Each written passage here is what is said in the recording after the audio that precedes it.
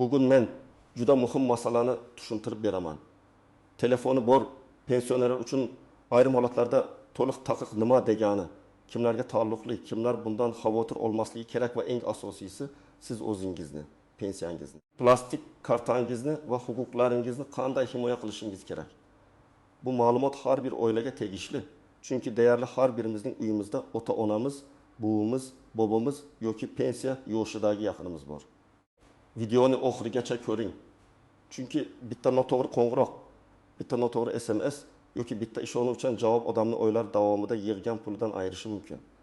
Hozir kanalga obuna bo'ling. Like bosing va bu videoni yaqinlaringizga yuborishni unutmang. Avvallari pensionerlar uchun telefon oddiy aloqa vositasi edi. Farzandiga qo'ng'iroq qilish, shifokor bilan gaplashish, kommunal to'lov haqida so'rash, mahalla yoki bankdan xabar olish uchun ishlatilardi. Ko'pchilik tugmali telefon ishlatardi, internetga kirmasdi. Mobil ilovalar, SMS kodlar, onlayn to'lovlar degan narsalar unchalik keng tarqalmagan edi. Hozir esa vaziyat butunlay o'zgardi. Telefon endi faqat gaplashish uchun emas, telefon orqali bank kartasi boshqariladi. Pensiya tushganini ko'rish mumkin. Kommunal to'lovlar qilinadi. Kredit rasmiylashtiriladi. Davlat xizmatlaridan foydalaniladi. Hatto shaxsni tasdiqlash ham SMS kod orqali amalga oshiriladi. Demak, telefon pensionerning puliga, hujjatlariga va shaxsiy ma'lumotlarga kirish ishiga aylangan.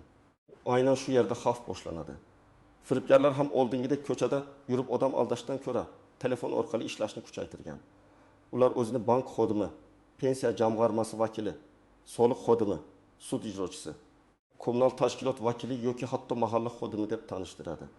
Maqsad bitta pensionerdan karta raqami, SMS kod, pasport ma'lumoti, PIN kod yoki mobil ilovaga kirish imkonini olish. Shuning uchun men bugun telefon bor pensionerlar uchun to'liq taqiq deganda nimani tushunish kerakligini aniq aytaman. Bu degani pensioner umuman telefon ishlatmasin degani emas. Bu degani xavfli harakatlarga to'liq taqiq bo'lishi kerak. Ya'ni pensioner hech qachon telefon orqali begona odamga SMS kod aytmasligi, karta ma'lumotlarini bermasligi, havola bosmasligi, noma'lum ilova o'rnatmasligi. Pensiyangiz to'xtaydi degan gapdan qo'rqib shoshilinch qaror qilmasligi kerak. Birinchi navbatda kimlar ayniqsa ehtiyot bo'lishi kerak? Men mutaxassis sifatida shuni aytaman. Telefon ishlatadigan har bir pensioner ehtiyot bo'lishi kerak, lekin ayrim toifadagi odamlar ko'proq xavf ostida. Masalan, yolg'iz yashaydigan pensionerlar, farzandlari boshqa shaharda yoki chet elda bo'lganlar, bank kartasidan mustaqil foydalanadiganlar, internet ilovalari bilan tanish bo'lmaganlar, ko'rishi yoki eshitishi biroz sustlashganlar, rasmiy tashkilot nomidan qo'ng'iroq bo'lsa tez ishonadiganlar. Misol keltiraman. Tasavvur qiling, oltin naqas yoshli onaxon har oy 1 million 200 ming so'm pensiya oladi. Pensiya plastik kartaga tushadi. Bir kuni unga qo'ng'iroq bo'ladi. Assalomu alaykum, bank xavfsizlik bo'limidanmiz. Kartangizdan 900 ming so'm yechilmoqchi, tezda to'xtatishimiz kerak. Hozir telefoningizga kod keladi, shuni ayting. Onaxon qo'rqadi. Chunki u pulni yo'qotishdan qo'rqadi. SMS keladi, kodni aytadi. Natijada firibgarlar uning mobil bankiga kiradi va kartadagi pulni yechib oladi. Bu yerda firibgar onaxonning ishonuvchanligidan emas, qo'rquvidan foydalandi. Yana bir misol. 7 yoshli otaxon tugmali telefon ishlatadi. U internetga kirmaydi. Shuning uchun o'zini xavfsiz deb o'ylaydi. Lekin unga SMS keladi. Pensiya qayta hisoblanadi, ma'lumotlaringizni tasdiqlang. SMS'da havola bor. Otaxon havolani o'zi ochmaydi, lekin nabirasidan ochib berishni so'raydi. Sayt rasmiy saytga o'xshaydi. Pasport raqami, telefon raqami, karta raqami so'raladi. Ma'lumotlar kiritilgandan keyin firibgarlar ulardan foydalanib boshqa operatsiyalarni amalga oshirishi mumkin. Demak, faqat smartfon emas, tugmali telefon ham xavfdan butunlay xoli emas. Yana 3-holatni olaylik. Pensioner ayolga qo'ng'iroq qilib, sizga qo'shimcha nafaqa chiqdi, lekin arizani telefon orqali tasdiqlash kerak, deyishadi. Keyin pasportingizni suratga olib yuboring. Kartangizning old va orqa tomonini yuboring. SMS kodni ayting, deyishadi. Odam o'ylaydi, davlatdan yordam berishyapti, rad etsam puldan quruq qolaman. Aslida rasmiy tashkilotlar hech qachon telefon orqali kartaning orqa tomonidagi kodni, SMS tasdiqlash kodini yoki PIN kodini so'ramaydi. Bu qoidani har bir pensioner yodlab olishi kerak. Endi kimlar xavotir olmasligi kerak? Oddiy qo'ng'iroq qilish, farzandlar bilan gaplashish, shifokor qabuliga yozilish. Kommunal xizmatning rasmiy raqamiga o'zi qo'ng'iroq qilish, bankning rasmiy filialiga borib maslahat olish xavfli emas. Telefonning o'zi muammo emas. Muammo telefon orqali shaxsiy ma'lumotlarni berish. Noma'lum odam ko'rsatmasiga amal qilish va shoshilinch qaror qilishda. Men buni juda sodda qoida bilan tushuntiraman. Agar sizga kimdir o'zi qo'ng'iroq qilsa va pul, karta, kod, pasport, pensiya, jarima yoki yordam puli haqida gapirsa, darhol suhbatni to'xtating. Keyin o'zingiz rasmiy raqamga qo'ng'iroq qiling yoki yaqin insoningiz bilan maslahat qiling. Haqiqiy bank yoki davlat idorasi shoshiltirmaydi, qo'rqitmaydi. Hozir aytmasangiz kech bo'ladi demaydi. Bu mavzuda yana bir muhim sabab bor. Pensionerlarning ko'pchiligi hujjat va bank tizimida raqamli xavfsizlik qanday ishlashini bilmasligi tabiiy. Chunki ular umri davomida boshqa tartibda yashagan.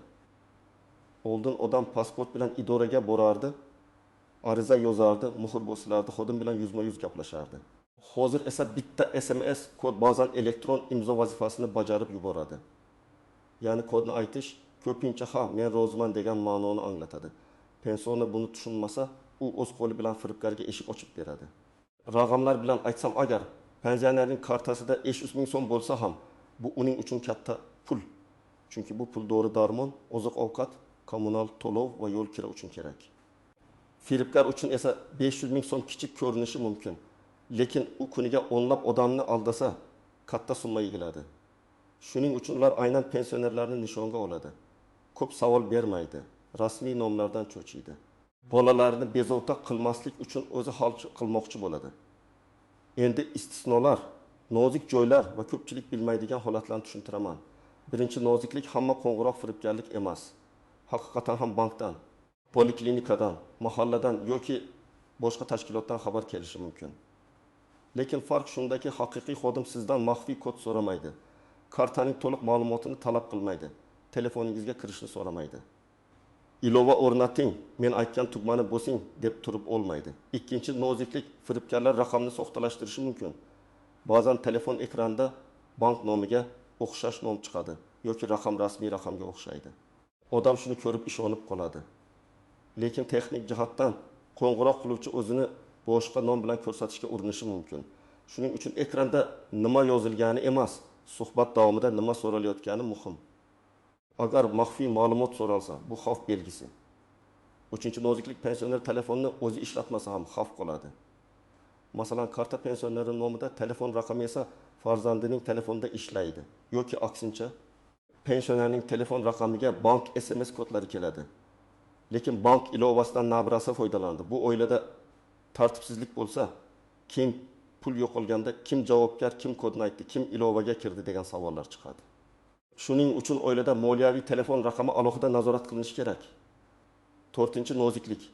Men faqat pensiya olaman, menda kredit yo'q degan fikr ham xato. Firibgar shaxsiy ma'lumotlarni qo'lga kiritsa, boshqa moliyaviy operatsiyalarga urinishi mumkin. Ba'zan odam nomiga onlayn qarz olishga urinishadi. SIM karta tiklashga harakat qilishadi yoki bank ilovasini boshqa qurilmaga ulashadi. Albatta, har bir operatsiya uchun qo'shimcha tekshiruvlar bor, lekin xavf baribir mavjud. 5-noziklik, rasmiy idoraga borib masala hal qilish bilan telefon orqali hal qilishning farqi katta. Agar pensiya miqdori, to'lov sanasi, karta almashtirish, nafaqa, subsidiya yoki hujjat masalasida shubhalansa, eng to'g'ri yo'l rasmiy joyga borish yoki rasmiy telefon raqamiga o'zi qo'ng'iroq qilishdir. Begona odam qo'ng'iroq qilib bergan raqamga qayta qo'ng'iroq qilish ham xavfli bo'lishi mumkin, chunki u firibgarlarning o'z raqami bo'lishi mumkin. 6-noziklik, yaqinlar ham ba'zan xavfsizlikka e'tiborsiz bo'ladi. Farzandlar ota-onasiga smartfon olib beradi, lekin qanday qo'ng'iroqlarga javob bermaslikni, SMS kod nima ekanini, karta orqasidagi 3 xonali kodni hech kimga bermaslikni tushuntirmaydi. Natijada telefon bor, imkoniyat bor, lekin himoya yo'q. Menimcha, ota-onaga telefon olib berish bilan ish tugamaydi. Uni to'g'ri so'zlash, xavfsizlik qoidalarini yozib berish, kerakli raqamlarni saqlab qo'yish va noma'lum raqamlarni bloklashni o'rgatish kerak. 7-noziklik, ba'zi pensionerlar uyat qiladi. Aldanib qolsa farzandlariga aytmaydi, chunki meni qo'yishadi, ishonuvchan bo'lib qolibman, uyat bo'ladi deb o'ylaydi. Bu eng katta xatolardan biri. Firibgarlikda uyat jabrlanuvchida emas, firibgarda. Agar pul yechilgan bo'lsa, darhol bankka, ichki ishlar organlariga va yaqinlarga xabar berish kerak. Vaqt o'tgani sari pulni qaytarish qiyinlashadi. Endi aniq qadamlarni aytaman. Birinchi qadam, pensionerning telefonda moliyaviy xavfsizlik qoidalari yozib qo'yilishi kerak. Masalan, oddiy qog'ozga katta harflar bilan yozing. SMS kod hech kimga aytilmaydi. Karta raqami va PIN kod telefonda aytilmaydi. Bank xodimi qo'ng'iroq qilsa ham suhbat tugatiladi va bankka o'zim qo'ng'iroq qilaman. Bu qog'oz telefon yonida yoki ko'zga ko'rinadigan joyda tursin. Ikkinchi qadam, kerakli rasmiy raqamlarni telefon kontaktlariga saqlang. Bankning rasmiy kol markazi, farzandlar, yaqin qarindoshlar, mahalla mas'uli, oilaviy shifokor, tez yordam, ichki ishlar bo'limi kabi raqamlar alohida nom bilan saqlansin. Pensioner begona raqamdan qo'ng'iroq bo'lsa, men farzandim bilan maslahatlashib olaman deb qo'ysin. Bu oddiy jumla ko'p firibgarlikni to'xtatadi. Uchinchi qadam, bank kartasi bo'yicha limitlarni tekshiring. Agar pensioner kartadan faqat pensiya olish va kichik xaridlar uchun foydalansa, katta miqdordagi onlayn to'lovlarga limit qo'yish mumkin. Bank filialiga borib, bir kunlik yechib olish limiti, internet to'lovlari limiti. SMS xabarnoma xizmati, mobil ilova ulanishi haqida so'rang. Keraksiz xizmatlar bo'lsa, ularni cheklash mumkin. Bu pulni 100% himoya qilmaydi, lekin zarar miqdorini kamaytiradi. 4-qadam, telefonni sozlang. Noma'lum ilovalarni o'rnatishga ruxsat bermang. Ekran blokirovkasini yoqing. Agar smartfon bo'lsa, oddiy parol yoki barmoq izi qo'yish mumkin. Bank ilovasiga alohida parol qo'yilsin. Telefon yo'qolsa, darhol sim kartani bloklash va bankka xabar berish kerakligini pensioner bilsin. 5-qadam, SMS kod haqida alohida tushuntiring. Men har doim shunday deyman, SMS kod bu kalit. Uy kalitini begona odamga bermaysiz, to'g'rimi? Demak, SMS kodni ham bermaysiz. Hatto qo'ng'iroq qilgan odam ismingizni, tug'ilgan kuningizni, kartangizning oxirgi raqamlarini aytsa ham kodni bermaysiz. Chunki firibgarlar ba'zi ma'lumotlarni oldindan topib olgan bo'lishi mumkin. 6-qadam, shubhali qo'ng'iroq bo'lsa, 3 bosqichli tartib qiling. Avval suhbatni tugating. Keyin yaqin insoningizga qo'ng'iroq qiling. So'ng rasmiy tashkilotga o'zingiz mustaqil ravishda bog'laning. Masalan, kartangiz bloklanadi deyishsa qo'rqmang. Suhbatni tugating. Kartaning orqa tomonidagi yoki bank saytida ko'rsatilgan rasmiy raqamga qo'ng'iroq qiling. Haqiqiy muammo bo'lsa, bank o'zi tasdiqlaydi. 7-qadam. Agar firibgarlik bo'lgan bo'lsa, darhol harakat qiling. Birinchi navbatda bankka qo'ng'iroq qilib, kartani bloklang. Keyin mobil ilova parolini o'zgartiring yoki ilovani vaqtincha o'chirtiring. So'ng ichki ishlar organlariga ariza bering. Arizada qo'ng'iroq qilingan raqam, SMS vaqti, pul yechilgan summa, karta ma'lumotlari, suhbat mazmuni, agar bo'lsa, skrinshotlar va cheklarni ko'rsating. Baribir foydasi yo'q deb o'tirmang, chunki har bir ariza tekshiruv uchun muhim. 8-qadam, hujjatlarni tartibga keltiring. Pensionerning pasporti yoki ID kartasi, bank shartnomasi, karta ma'lumotlari, pensiya hujjatlari. Telefon raqami kimning nomiga rasmiylashtirilgani haqida yaqinlar bilishi kerak. Bu ma'lumotlar hammaga tarqatilmasin, lekin ishonchli farzand yoki yaqin qarindosh xabardor bo'lsin. Favqulodda vaziyatda kim qayerga borishni bilsa, vaqt yo'qotilmaydi. 9-qadam, oila ichida kelishuv qiling. Masalan, ota-onangizga ayting, agar sizga pul, karta, pensiya, jarima, yordam puli yoki hujjat haqida qo'ng'iroq qilishsa, hech narsa aytmaysiz. Avval menga qo'ng'iroq qilasiz. Bu gapni bir marta emas, qayta-qayta aytish kerak. Chunki firibgar qo'ng'iroq qilgan paytda odam hayajonga tushadi va avvalgi maslahatni unutishi mumkin. 10-qadam. Rasmiy joyga borishda hujjatlarni to'g'ri tayyorlang. Agar pensiya to'lovi, karta almashtirish, nafaqa, kompensatsiya yoki subsidiya masalasida murojaat qilmoqchi bo'lsangiz, odatda shaxsni tasdiqlovchi hujjat. Bank kartasi yoki hisob raqami, telefon raqami kerak bo'lsa, ariza va oldingi xabarnomalar kerak bo'ladi. Arizada masalani aniq yozing. Qaysi sanada, qaysi to'lov, qaysi summa, qanday muammo, noaniq gaplar ishni cho'zadi. 11-qadam. Telefon orqali kelgan havolalarga ishonmang. Pensiya oshdi, bu yerdan tekshiring. Yordam puli chiqdi, havolaga kiring. Qarzingiz bor, hozir to'lang. Kartangiz bloklanadi kabi xabarlar xavf belgisi bo'lishi mumkin. Rasmiy saytga kirish kerak bo'lsa, havolani bosmang. Manzilni o'zingiz yozing yoki rasmiy ilovadan foydalaning. Pensioner buni qila olmasa, ishonchli yaqindan yordam so'rasin. 12-qadam. pensionerga oddiy, tushunarli telefon rejimi yarating. Barcha keraksiz bildirishnomalarni o'chiring. Begona reklamalarni kamaytiring. Asosiy kontaktlarni ekranga chiqarib qo'ying. Agar odam smartfondan qiynalsa, barcha bank operatsiyalarini telefon orqali emas, bank filiali yoki ishonchli yaqin nazorati orqali bajarish ma'qul. Bu taqiq emas, bu ehtiyot chorasi. Men yana bir narsani alohida aytmoqchiman. Pensionerning mustaqilligini hurmat qilish kerak. Siz bilmaysiz, telefon ishlatmang deb qo'pol gapirish to'g'ri emas.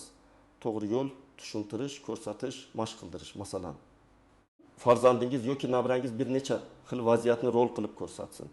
Men bankdanman, kodni ayting desa, pensioner yo'q, men kod aytmayman deb javob berishni mashq qilsin. Oddiy ko'rinadi, lekin amalda juda foydali. Bundan tashqari pensionerlar o'zlari ham faol bo'lish kerak. Har oy kartadan pul tushganini tekshirsin. Noma'lum yechimlar bo'lsa, darhol so'rasin. Telefoniga kelgan g'alati xabarlarni o'chirib yuborishdan oldin yaqinlariga ko'rsatsin. Agar ko'zi yaxshi ko'rmasa, SMS matnini o'qib berishni ishonchli odamdan so'rasin. Shubha tug'ilsa, shoshmasin. Firibgarlar doim shoshiltiradi. Haqiqiy tashkilot esa tekshirishga imkon beradi. Bugungi mavzuning asosiy ma'nosi shuki, telefoni bor pensioner uchun telefonning o'zi taqiq emas, lekin telefon orqali maxfiy ma'lumot berish, SMS kod aytish, karta ma'lumotini yuborish, noma'lum havolani bosish va begona odamning ko'rsatmasi bilan pul operatsiyasi qilish qat'iy taqiqlanishi kerak. Bu qoida har bir xonadonda bo'lishi zarur. Men sizdan so'rayman. Oilangizdagi pensionerlarga bu qoidalarni bugunoq tushuntiring. Telefonlarni tekshiring. Rasmiy raqamlarni saqlang. Bank limitlarini ko'rib chiqing. Shubhali qo'ng'iroq bo'lsa, nima qilishni kelishib oling. Bu oddiy harakatlar ba'zan bir oylik pensiyani, ba'zan butun jamg'armani saqlab qoladi. Kommentariyada yozing. Sizga yoki yaqinlaringizga shunday shubhali qo'ng'iroqlar bo'lganmi? Qanday gapirishgan? Qanday yo'l tutgansiz? Fikringiz boshqalarga ham foyda beradi. Videoga like bosing, kanalga obuna bo'ling va bu ma'lumotni ota-onangiz, bobo-buvingiz va yaqinlaringizga albatta yuboring.